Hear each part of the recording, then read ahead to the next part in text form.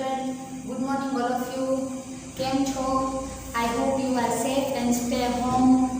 નવસર્જન વિદ્યાલય પરિવારમાં આપનું હાર્દિક સ્વાગત છે. First of all, my intro. My name is Rinkal Sanghani. આમ તો આપણે બધા એકબીજાને ઓળખીએ જ છીએ, એટલે હવે આપણે આગળ વધીશું. વિષય છે આપણો સામાજિક વિજ્ઞાન. આપણે તમારા સામાજિક વિજ્ઞાન વિષયનો અભ્યાસ કરીશું. અત્યાર સુધી 5મા ધોરણ સુધી તો તમે ગુજરાતી, અંગ્રેજી, ગણિત, હિન્દી એ બધા વિષયનો અભ્યાસ કર્યો છે. આ સામાજિક વિજ્ઞાન વિષય તમારા માટે ઘણો નવો છે, એટલે તો પહેલાં આપણે સામાજિક વિજ્ઞાન વિષયની માહિતી મેળવીશું. તો કે સામાજિક વિજ્ઞાન વિષય એટલે શું? કે સામાજિક વિજ્ઞાન એટલે સમાજનું જ્ઞાન. આપણે જે સમાજમાં રહીએ છીએ, જે સમાજમાં જીવીએ છીએ, એ સમાજનું જ્ઞાન, એની માહિતી આપણને હોવી જરૂરી છે. તો આ માહિતી આપણને ક્યાંથી મળે? તો કે આ માહિતી આપણને આપણા સામાજિક વિજ્ઞાન વિષયમાંથી મળશે. સમાજમાં આપણે ગુજરાતીમાં અત્યાર સુધી ભણતા, તો ગુજરાતીમાં આવે ગદ્ય અને પદ્ય, બે વિભાગ આવે. ગદ્યમાં હોય પાઠ અને પદ્ય એટલે એમાં કાવ્ય હોય. આ એવી જ રીતે આપણે સામાજિક વિજ્ઞાન વિષયમાં 3 પ્રકાર આવશે. એમાં પહેલો પાઠ છે ઇતિહાસ, બીજો પાઠ છે રાજનીતિ અને ત્રીજો છે ભૂગોળ. તો કે ઇતિહાસમાં શું આવે? તો આપણે વર્તમાન સમયમાં જીવીએ છીએ, આપણે સારા એવા મકાનમાં રહીએ છીએ, આપણી પાસે વાહન વ્યવહારની સારી સગવડ છે, આપણા માટે ઘણી લાઈફસ્ટાઈલની ઘણી બધી અલગ અલગ રીતો છે, બહુ સારી એ બધી છે. તો એના પહેલાં આપણા આ 21મી સદી પહેલાં જે સમય હતો એ સમયમાં આવી બધી સુવિધાઓ ન હતી. તો ત્યારે લોકો કેવી રીતે જીવતા? તો આ બધી માહિતી આપણને શેમાંથી મળે? આ બધી માહિતી આપણને ઇતિહાસમાંથી મળે. બીજું છે રાજનીતિક. તો કે રાજનીતિકમાં શું હોય? રાજનીતિકમાં આપણે શેનો અભ્યાસ કરીશું? તો કે આપણે જે સમાજમાં રહીએ છીએ, આપણે જે ગામમાં રહીએ છીએ, આપણે જે શહેરમાં રહીએ છીએ, આપણો જિલ્લો, તાલુકો, આપણો દેશ, તો આ બધો ઘણો મોટો વિસ્તાર છે. તો કે એને વ્યવસ્થિત ચલાવવા માટે આપણા દેશમાં ઘણા કાર્યકર્તાઓ કાર્ય કરે છે. એને આપણે સરકારી કર્મચારીઓ કહીએ. તો કે સરકાર અને સરકાર વિશેની માહિતી મેળવવા માટે જે આપણે જરૂરી છે એ છે રાજનીતિ. તો કે એની માહિતી આપણને રાજનૈતિકમાંથી મળશે. પછી ત્રીજું છે ભૂગોળ. તો કે ભૂગોળ એટલે શું? તો કે આપણી આસપાસની આબોહવા, વનસ્પતિઓ, આપણા કુદરતી સ્ત્રોતો જેવા કે પર્વતો, જંગલો, નદીઓ, અને આપણે જે વિસ્તારમાં રહીએ છીએ, તો કે આપણો ગામનો વિસ્તાર, આપણા ગામની વસ્તી. પછી છે આપણો તાલુકો આવે. તો કે આપણા તાલુકાનો વિસ્તાર, તાલુકાની વસ્તી, જિલ્લો તો જિલ્લાનો વિસ્તાર અને જિલ્લાની વસ્તી. પછી છે રાજ્ય. તો કે રાજ્યનો વિસ્તાર, રાજ્યની વસ્તી. પછી આપણું રાજ્ય છે એ કયા દેશમાં આવેલું છે, એટલે કે આપણા દેશ વિશેની માહિતી. એવી રીતે પૃથ્વી ઉપર આપણા દેશ સિવાયના અન્ય ઘણા દેશો આવેલા છે. તો એ બધાની માહિતી આપણને શેમાંથી મળે? તો કે આ બધાની માહિતી આપણને ભૂગોળમાંથી મળશે. તો આપણે ઇતિહાસ, રાજનૈતિક અને ભૂગોળ એમ 3 વિષયનો આપણે સામાજિક વિજ્ઞાનનો અભ્યાસ કરીશું. હવે આપણે આપણા વિષય તરફ ધ્યાન દઈએ. તો કે આપણા વિષયનો પહેલો જ પાઠ છે ચાલો ઇતિહાસ જાણીએ. આપણા વિષયનો પહેલો પાઠ છે ચાલો ઇતિહાસ જાણીએ. તો કે હવે આપણે આ ઇતિહાસની માહિતી મળી ગઈ એટલે આપણને હવે ખબર પડી જાય કે આ પહેલો પાઠ છે ચાલો ઇતિહાસ જાણીએ. એ વિષયમાં આપણને શેની માહિતી મળશે, કે એ પાઠમાંથી આપણને શેની માહિતી મળશે? હવે આપણે બુકમાં ધ્યાન આપીશું. પાઠ પહેલો ચાલો ઇતિહાસ જાણીએ. તો કે ઇતિહાસ એટલે શું? આપણે એક વખત તો જોઈ લીધું, ફરીથી રિપીટ કરીએ. ઇતિહાસ એટલે કે આપણે આજના સમયમાં જે જીવીએ છીએ એના પહેલાંની જે માહિતી મળે એને આપણને કહેવાય, એ આપણા માટે કહેવાય ઇતિહાસ. ઇતિહાસ આપણને હવે 4000-2000 વર્ષો પહેલાંની માહિતી, તો કે એ માહિતી આપણને જે આપતા હોય એને કહેવાય ઇતિહાસકારો, અથવા તો એને કહેવાય પુરાતત્વવિદો, જે આપણને ઇતિહાસની માહિતી પહોંચાડે. હવે આપણે એમાં જોઈએ કે શું આપણે ભૂતકાળના જ્ઞાન વગર વર્તમાન સમાજ જીવનને સમજી શકીએ? કે આપણી પાસે અત્યારે રહેવા માટે સારા એવા મકાનો છે, આપણને સારી એવી સુવિધાઓ મળે છે, આપણા ખોરાક, આપણો પહેરવેશ, આપણે રહેણી કરણી અત્યારે ઘણી સારી છે. પહેલાંના સમયમાં જોઈએ તો આપણા પૂર્વજો કેવી રીતે જીવતા? તો એમની પાસે આટલા સારા મકાનો નહોતા, ઈંટોના પાકા મકાનો નહોતા, ધંધાની સારી વ્યવસ્થા નહોતી. તો એ લોકો કેવી રીતે જીવતા? તો એની બધી આપણને જે માહિતી મળે એ આપણને શેમાંથી મળશે? ઇતિહાસમાંથી. અને એ માહિતી આપણને કોણ આપે? તો કે પુરાતત્વવિદો, અથવા તો એને કહેવાય ઇતિહાસકારો. હવે આપણે આગળ જોઈએ કે માનવે જ્યારે અગ્નિનો ઉપયોગ શરૂ નહોતો કર્યો ત્યારે તેનું જીવન કેવું હતું? કે આપણને ખબર જ છે, આપણે ટીવીમાં કે ઘણી જગ્યાએથી એક બુક કે કોઈ પણ માહિતી, કોઈ પણ જગ્યાએથી આપણને માહિતી મળે કે આપણે પહેલાંનું જીવન કેવું હતું. કે ખબર જ છે કે પહેલાંના લોકો આદિવાસી આપણે જેને કહીએ, જંગલ વિસ્તારમાં રહેતા, એમની પાસે સારા ખોરાક નહોતા, કોઈ કામ ધંધો નહોતો, કોઈ વ્યવસાય નહોતો, એની પાસે સારા એવા રહેઠાણો પણ નહોતા. તો એ લોકો ક્યાં રહેતા? તો કે જંગલમાં રહેતા. ગુજરાન ચલાવતા.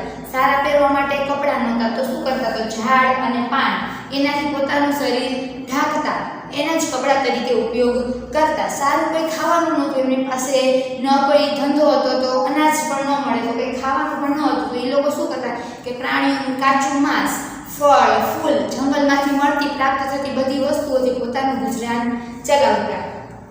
એટલે કે માનવીએ જ્યારે અગ્નિનો ઉપયોગ શરૂ નહોતો કર્યો ત્યારે તેમનું જીવન આવું હતું. તમે આ બાબતની કલ્પના કરો કે માનવી પાસે ખેતીવાડી ન હોય, સારો કામ ધંધો ન હોય તો પોતાનું ગુજરાન કેવી રીતે ચલાવે, પોતાનું જીવન કેવી રીતે જીવે? હવે આપણે આગળ જોઈએ. ઇતિહાસ આપણને ભૂતકાળના જુદા જુદા જીવનની સફર કરાવે છે. આપણે કલ્પના કરીએ કે એ સમયગાળો કેવો હશે તો આપણને એવું લાગે કે આપણે જાણે બીજા જ પ્રદેશમાં વિહરીએ છીએ. આપણે ભૂતકાળના માનવ સમાજનું અધ્યયન શા માટે કરવું જોઈએ એ વિચાર તમને આવતો હશે કે ઇતિહાસ માત્ર ભૂતકાળની જ બાબતો સાથે સંકળાયેલો નથી, તેની વર્તમાન જીવન પર ઘણી અસર થાય છે. આપણા પૂર્વજો કેવા હતા, તે ત્યાં રહેતા, તેઓ શું ખાતા, તેઓ શું પહેરતા, તેમનું જીવન, તેમની રહેણી કહેણી, તેમના ઉત્સવો, આ બધું કેવું હતું? તો કે આ બધાની માહિતી આપણને ઇતિહાસમાંથી મળશે. ઇતિહાસ આપણને આ બધી માહિતીથી માહિતગાર કરે છે. હવે જોઈએ ઇતિહાસ જાણવાના સ્ત્રોતો અથવા તો સાધનો. તો કે ઇતિહાસ જાણવાના સ્ત્રોતો ક્યાં ક્યાં છે? હવે જો એમાં એક એક્ઝામ્પલ આપેલું છે. ચિંતાને વર્તમાનપત્રમાં વાંચ્યું કે ગુજરાતના કચ્છમાં 4000 વર્ષ જૂનું એક શહેર મળી આવેલું છે. તો કે 4000 વર્ષ પહેલા તમે નહોતા, હું નહોતી, તો આપણને આ માહિતી ક્યાંથી મળે છે? તો કે આ માહિતી આપણને સંશોધકો દ્વારા અથવા તો પુરાતત્વવિદો દ્વારા આપણને પુસ્તક દ્વારા આપવામાં આવે છે. 4000 વર્ષ પહેલા ગુજરાતના કચ્છ જિલ્લામાં એક જૂનું શહેર મળી આવ્યું છે. તેને આશ્ચર્ય થયું કે આ 4000 વર્ષ જૂનું શહેર કેવી રીતે, ક્યાંથી અને કોણે શોધી કાઢ્યું છે?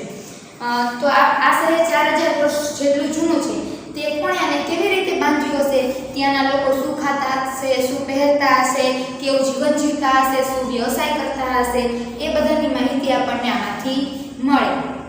હવે આપણે આગળ જોઈએ. ઇતિહાસ જાણવા માટે આપણી પાસે કયા કયા સાધનો છે? તો કે એમાં પહેલું છે તાડપત્રો અને ભોજપત્રો. હવે કે તાડપત્રો એટલે શું અને ભોજપત્રો એટલે શું? તો જોઈએ, પ્રાચીન સમયમાં માનવી લખવા માટે તાડપત્રો કે ભોજપત્રોનો ઉપયોગ કરતો. એટલે પહેલાના સમયમાં, અત્યારે તો આપણે ભણીએ છીએ તો આપણી પાસે સારા એવા પુસ્તકો છે, લખવા માટે બુક્સ છે, સારી એવી પેનો છે. પહેલાના સમયમાં એવું કંઈ જ નહોતું, તો લોકો શેના માટે લખવાનો ઉપયોગ લખતા શેના ઉપર? તો કે તાડપત્રો. એટલે કે તાડ નામનું એક વૃક્ષ છે, એના પાંદડા ઉપર લોકો લખાણ કરતા. જોઈએ આગળ.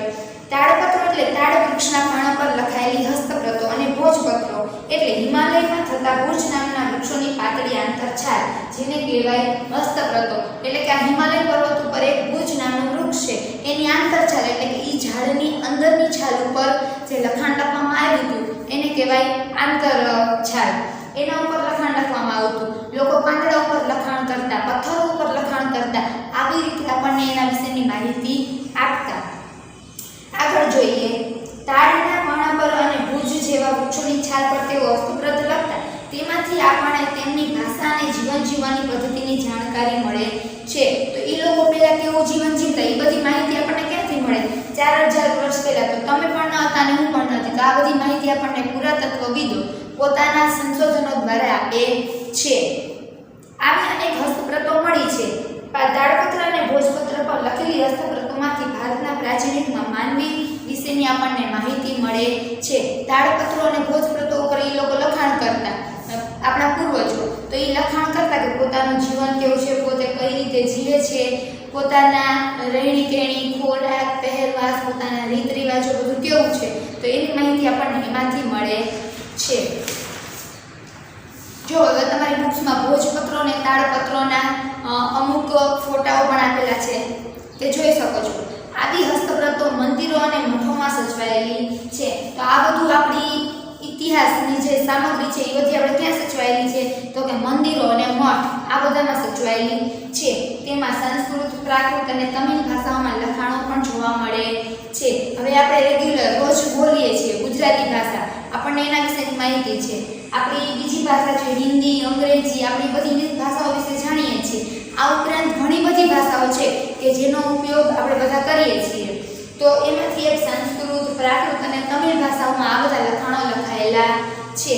કવિતા, નાટકો, વાર્તાઓ અને મહાકાવ્યો પણ તાડપત્ર અને ભોજપત્ર પર મળી આવ્યા છે. અત્યારે કેમ આપણે જે અભ્યાસ કરીએ છીએ એમાં નાટકો આવે, વાર્તાઓ આવે, ઘણા બધા પાઠ આવે, તો આ બધાની માહિતી આપણે અત્યારે બુક્સમાંથી મળી શકે, પણ પહેલાના સમયે બુક્સ હતી નહીં, તો એ બધી માહિતી આપણને શેના ઉપરથી મળે? તાડપત્રો અને ભોજપત્રો ઉપરથી. તે પોથી સ્વરૂપે પણ સચવાયેલી છે, જેમાં ધાર્મિક રીત રિવાજો, સામાજિક માન્યતાઓ, રાજાઓની જીવનશૈલી, વિજ્ઞાન, શિક્ષણ, દવાઓ, પ્રાણીઓ વિશે મોટા પ્રમાણમાં માહિતી આપણને મળે છે. આપણે જોઈએ તો અત્યારે આપણે કેવું છે કે આપણે લોકશાહી રીતે જીવીએ છીએ, લોકશાહી આપણું અર્થતંત્ર ચાલે છે. પહેલાના સમયમાં એવું નહોતું. પહેલાના સમયમાં શું હતું કે રાજાઓ મહારાજાઓનું શાસન ચાલતું, તો રાજાઓ પોતાનું રાજ્ય કેવી રીતે હકાલતા, કેવી રીતે તેઓ કાર્ય કરતા, પોતાનું રાજ્ય ચલાવવા માટે તેમને શું કાર્ય કરવું પડતું, આ બધી માહિતી. પછી પોતે કેવો ધાર્મિક રીતે કેવી રીતે માનતા હતા, સામાજિક કેવું એમનું જીવન હતું, એ બધાની માહિતી આપણને એમાંથી મળે છે. આગળ જોઈએ અભિલેખો. શિલાઓ અને પથ્થરો પર કોતરાયેલા કે લખેલા લેખ અભિલેખ કહેવાય છે. તો આપણે શિલાઓ જોઈએ. શિલાઓ એટલે શું? તો શિલાઓ એટલે મોટા પથ્થરો. તો આ શિલાઓ અને પથ્થરો પર કોતરાયેલા કે લખેલા, એના ઉપર કે પેન્સિલ ને કાગળ એવી કંઈ વસ્તુ હતી નહીં, તો એ લોકો શું કરતા કે પથ્થર ઉપર કોતરતા, લખાણ કરતા. તો આ બધી માહિતી મળે એને શું કહેવાય? અભિલેખો કહેવાય, કે જે શિલાઓ અને મોટા પથ્થરો પર લખાયેલી હોય. આપણે અભિલેખોમાંથી પણ ઇતિહાસ જાણી શકીએ છીએ. ઘણીવાર તે ધાતુ પર પણ મળી આવે છે. ધાતુ એટલે કે સોનું, ચાંદી, પિત્તળ, આવી બધી વસ્તુઓ પરથી પણ ઇતિહાસ આપણને જાણવા મળે છે. રાજા પોતાનો આદેશ શિલા ઉપર કોતરાવી પ્રજા સાથે સંવાદ કરતા. એટલે શું કે રાજા એક હોય અને પોતાનું રાજ્ય ઘણી બધી જગ્યાઓમાં વિસ્તરેલું હોય, તો રાજા કોઈને કંઈ સૂચના આપવી હોય તો કંઈ અલગ અલગ બધાના વિસ્તારમાં જઈને સૂચના ન આપી શકે, તો એ શું કરતા કે પોતાના સેનાપતિઓ દ્વારા અભિલેખો કોતરાવતા, અથવા તો તામ્રપત્ર, તાડપત્ર, ભોજપત્ર ઉપર લખાણ કોતરાવતા અને પછી એ લોકો સુધી પહોંચાડતા. તો એવા સંદેશા એવી રીતે પહોંચાડવામાં આવતા. પ્રાચીન ભારતના અનેક રાજાઓ અને રાણીઓએ તેમના રાજ્ય, વિજય, ધર્મ અને સંસ્કૃતિની માહિતી આવા અભિલેખો પર અંકિત કરાવી છે. એટલે શું કહે છે કે પ્રાચીન સમયમાં રાજાઓ, મહારાણીઓ, જે રાજાઓની પત્નીઓ એને કહેવાય મહારાણીઓ, રાજકુમારો, રાજકુમારીઓ, આ બધા શું કરતા કે પોતાનો કંઈ સંદેશો આપવો હોય લોકોને, તો તાડપત્રો અથવા તો ભોજપત્રો ઉપર કોતરાવતા અને લોકો સુધી પહોંચાડતા. આવા શિલાલેખો અને અભિલેખો પર લખાયેલા લખાણો લાંબા સમય સુધી ટકી રહ્યા છે. એટલે હવે આપણને ખબર છે કે પથ્થર ઉપર કંઈ લખાણ કરેલું હોય તો એ ભૂસાય નહીં, એટલે કે એ લાંબા સમય સુધી ટકી રહે. અશોકના શિલાલેખો ખૂબ જ જાણીતા છે. હવે ઘણા બધા રાજાઓ હતા પહેલાના સમયમાં, તો બધા રાજાઓ આવી રીતે પોતાનું લખાણ કરાવતા. એમાંથી આપણે અશોકના શિલાલેખો ઘણા જાણેલા છે. આપણે જોઈએ તો આપણે બધા જૂનાગઢનું નામ સાંભળ્યું છે, તો જૂનાગઢમાં અશોકના શિલાલેખો ઘણા પ્રખ્યાત છે. તામ્રપત્રો. તાંબાના પતરા ઉપર કોતરીને લખવામાં આવતું લખાણ એટલે તામ્રપત્ર. તો કે તાંબાના પતરા, અત્યારે આપણે તાંબાના વાસણો અમુક જ જોવા મળે છે, તો એવી રીતે તાંબાના જે પતરા હતા એના ઉપર જે લખાણ કરવામાં આવતું એને શું કહેવાય? તો કે તામ્રપત્ર. અનેક રાજાઓએ પોતાના વહીવટી તંત્ર અને દાનની માહિતી તામ્રપત્ર ઉપર કોતરાવેલી છે. એટલે કે રાજાઓ પોતાનું રાજ્ય કેવી રીતે ચલાવતા, કેવી રીતે રાજ્યના લોકોની સાર સંભાળ રાખતા, કેવી રીતે રાજ્યનો વહીવટ કરતા, રાજાઓ શું દાન કરતા, એ બધી માહિતી શેના ઉપર આપણે કોતરાવેલી છે? કે તામ્રપત્ર ઉપર, જેથી આગળના લોકો તેના વિશે માહિતી મેળવી શકે. ગુજરાતમાં આવા તામ્રપત્રો મોટી સંખ્યામાં મળી આવ્યા છે. એટલે આપણા ગુજરાતમાં આવા ઘણા તામ્રપત્રો ઘણી જગ્યાએથી મળી આવેલા છે. જોઈએ જેમાંથી રાજાના નામ, તેના ધર્મ, વહીવટીતંત્ર અને દાન ધર્મની વિગતો મળે છે. એટલે કે આ તામ્રપત્રો છે એમાંથી શેની માહિતી મળે? તો કે રાજાઓના નામ, પછી રાજાઓ શું કાર્ય કરતા, રાજાઓ કેવા તહેવાર ઉજવતા, રાજાઓ શું દાન કરતા, આ બધી માહિતી આપણને તેમાંથી મળી આવે છે. આગળ જોઈએ આવા તામ્રપત્રો પાટણ હેમચંદ્રાચાર્ય લાઇબ્રેરી, જે આવેલી છે આપણા ઉત્તર ગુજરાતમાં, અમદાવાદની એલટી ઇન્સ્ટિટ્યૂટ ઓફ ઇન્ડોલોજી, જે આવેલી છે નવરંગપુરામાં, અધ્યયન અને સંશોધન વિદ્યા ભવન અમદાવાદમાં, શ્રી મહાવીર જૈન આરાધના કેન્દ્ર, જે આવેલું છે કોબા એટલે કે ગાંધીનગરમાં સચવાયેલા છે. હવે એના પછીનો ટોપિક છે સિક્કા. તો આપણે જોઈએ સિક્કા પણ ઇતિહાસ જાણવાના અગત્યના સાધનો છે. અત્યારે આપણે 5, 10 એવા અલગ અલગ સિક્કાઓ વિશેની માહિતી તો આપણને હોય જે આપણે રોજબરોજમાં ઉપયોગમાં લઈએ છીએ. પણ પહેલાના સમયના સિક્કાઓ કેવા હતા તો કે ઘણા રાજાઓ સોનાના, ઘણા રાજાઓ ચાંદીના, ઘણા રાજાઓ પિત્તળના એવા સિક્કાઓ બનાવડાવતા. સિક્કા પર રાજાનું નામ, તેના ધર્મ, સંસ્કૃતિ વગેરેની તથા તેના સમયની માહિતી મળે છે. રાજાઓ કયો ધર્મ પાળતા, કેવી રીતે શાસન ચલાવતા, આ બધાની માહિતી એ સિક્કાઓ પરથી પણ મળે છે. આગળ જોઈએ, ભારતમાં ઈસવીસન પૂર્વે 5મી સદીના પંચમાર્કના સિક્કા મળી આવેલા છે. તો કે આપણા ભારતમાં કયા સિક્કા મળેલા છે તો કે ઈસવીસન પૂર્વે એટલે કે ઈસુ ખ્રિસ્તના જન્મ પહેલાના વર્ષોની 5 વર્ષ પહેલાની આ પંચમાર્કના સિક્કાઓ મળી આવેલા છે, જે સૌથી જૂના સિક્કા માનવામાં આવે છે. આ સિવાય ગ્રીક રાજાઓ, મૌર્યકાળ અને ગુપ્ત યુગના અનેક સોના, ચાંદીના, તાંબાના સિક્કાઓ જે તે રાજ્યની સામાજિક, ધાર્મિક, આર્થિક અને રાજકીય માહિતી આપણને આપે છે. હવે આગળ જોઈએ, જો સિક્કા 1.3 અને 1.4 માં સિક્કાઓ અને પંચમાર્કના સિક્કાઓની આપણને આકૃતિ જોવા મળે છે, એ જોઈશું. હવે આગળ જોઈએ, પંચમાર્કના સિક્કા ધાતુના ટુકડાઓને છાપ વિકસાવવા બીબામાં દબાણ મૂકી આપતા બનાવવાતા સિક્કાને પંચમાર્કના સિક્કા તરીકે ઓળખવામાં આવે છે. હવે આપણે આગળ જોઈએ, ઇતિહાસના અભ્યાસીઓ, પુરાતત્વ શાસ્ત્રીઓ, ઇતિહાસકારો અને પ્રવાસીઓ. ઇતિહાસ એટલે કે માનવ સમાજનો ભૂતકાળ જાણવા આપણે પુરાતત્વ શાસ્ત્રીઓ, જેને અંગ્રેજીમાં એથોલોજિસ્ટ કહેવામાં આવે છે, તે સંશોધન કરીને માહિતી આપણને આપે છે. તેઓ પ્રાચીન સ્થળો પર જઈને ઉત્ખનન કરીને મકાનો, સિક્કાઓ, ઈંટો, પથ્થરો, ઓજારો, ખોરાકના નમૂના, મનુષ્ય અને પ્રાણીઓના હાડકાં વગેરે શોધીને તેનો અભ્યાસ કરી તે સમયના માનવોની સંસ્કૃતિથી આપણને અવગત કરાવે છે. એટલે કે આ પુરાતત્વ શાસ્ત્રીઓ શું કરતા તો કે અલગ અલગ જગ્યાએ જઈ ત્યાંથી શોધખોળ કરે, ત્યાંથી મકાનો, ઈંટો, સિક્કાઓ, ઘણી જગ્યાએ તો આખા નગરો મળી આવેલા છે, તો આ ઘણી જગ્યાએ રમકડા મળી આવેલા છે, તો આ બધી વસ્તુઓની જાણકારી મેળવીને પ્રાપ્ત કરીને આપણને આપણા ઇતિહાસથી માહિતગાર કરાવે છે. પ્રાચીન કાળથી મનુષ્ય એક જગ્યાએથી બીજી જગ્યાએ પ્રવાસ કરતો રહ્યો છે. હવે આપણને ખબર છે અત્યારે આપણે પ્રવાસના શોખીન તો છીએ જ, તો એમ પહેલાના સમયમાં પણ આપણા દેશના લોકો પ્રવાસીઓથી વધારે માહિતગાર હતા, એટલે કે પ્રવાસ કરવાના વધારે શોખીન હતા. ઘણા પ્રવાસીઓ બીજા દેશોમાં જઈને ત્યાંના જીવનની નોંધ પણ કરતા હતા. આવા પ્રવાસીઓના પ્રવાસ વર્ણનમાંથી આપણને જે તે દેશના ઇતિહાસ અને સંસ્કૃતિની જાણકારી મળે છે. એટલે ઘણા બધા લોકો પ્રવાસના શોખીન હતા, એટલે શું કરતા કે એક દેશમાંથી બીજા દેશમાં પ્રવાસ માટે જતા અને ત્યાંથી માહિતી મેળવે. કોઈ બીજા દેશના લોકો આપણા દેશમાં આવે તો એની નોંધપોથીમાંથી આપણને આપણા દેશના પણ ઘણા માહિતીઓ મળે છે. હવે આગળ, આવા પ્રવાસીઓના પ્રવાસ વર્ણનમાંથી આપણને બધા અલગ અલગ દેશના ઇતિહાસની માહિતી મળે છે. તેમાં મેગેસ્થાનીસ, પ્લિની, ફાહિયાન, યુએન્સાંગ જેવા મુસાફરોનો સમાવેશ થાય છે. આપણા દેશમાં મુસાફરો આવ્યા હતા. આ મુસાફરોએ આપણા દેશમાં ઘણું એવું સારું કાર્ય કર્યું છે, ઘણી એવી ઇતિહાસની માહિતીઓ આપણને આપી છે કે જેનાથી આપણે આજ સુધી માહિતગાર થતા આવ્યા છીએ.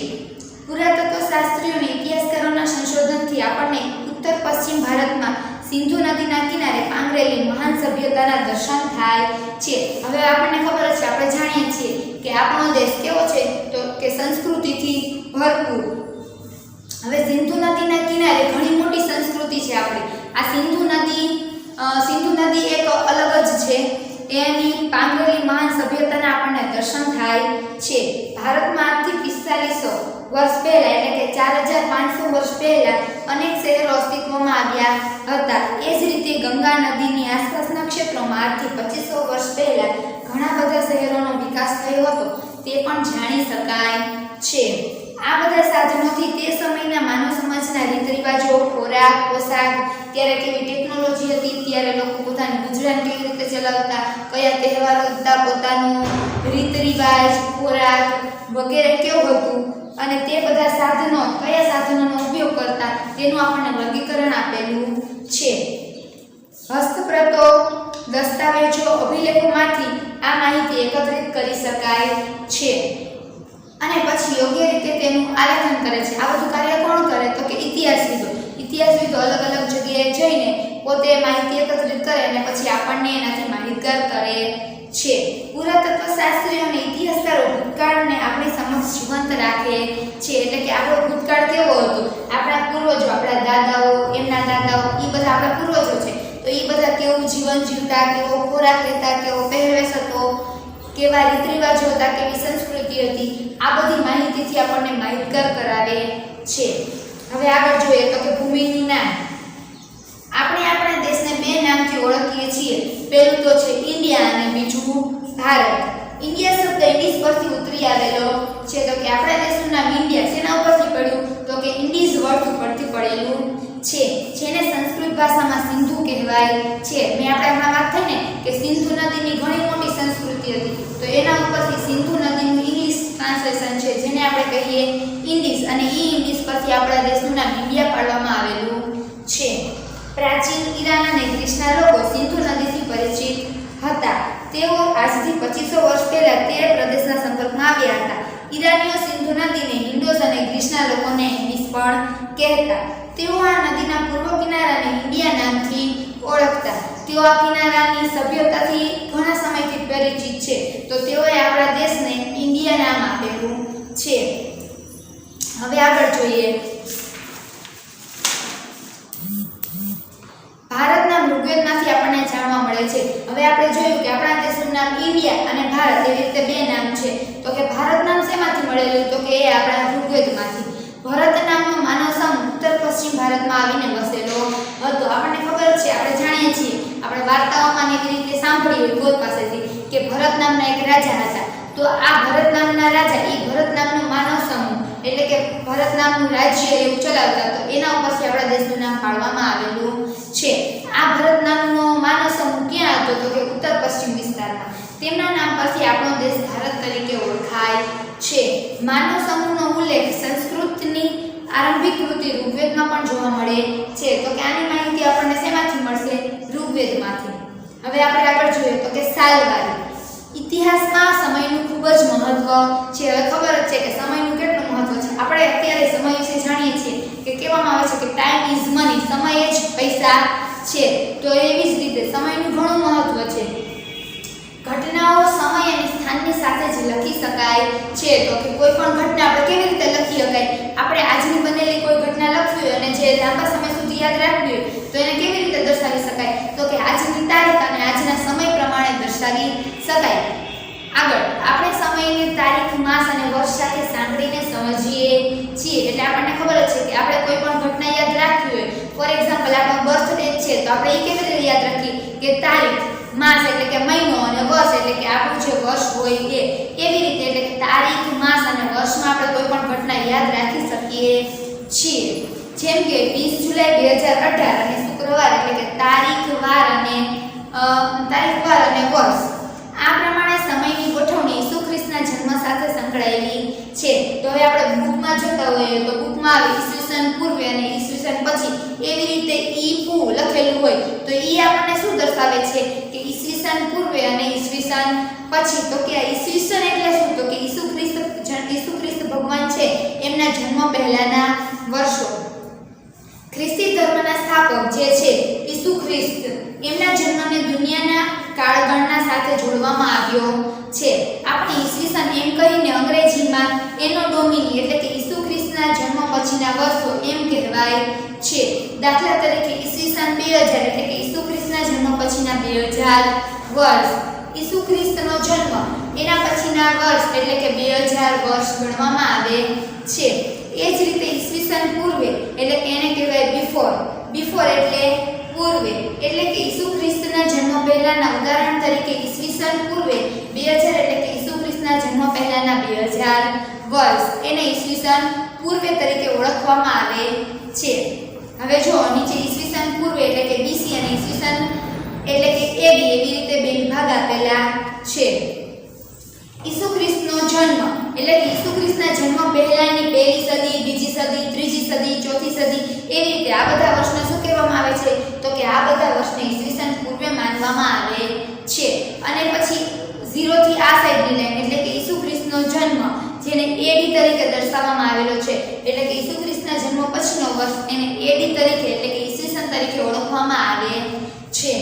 ઇતિહાસમાં ઈસવીસન પૂર્વે અને ઈસવીસનને સમજાવતી સમયરેખા પણ આપેલી છે, જે આપણે બુકમાં આપણે જોઈ શકીએ છીએ.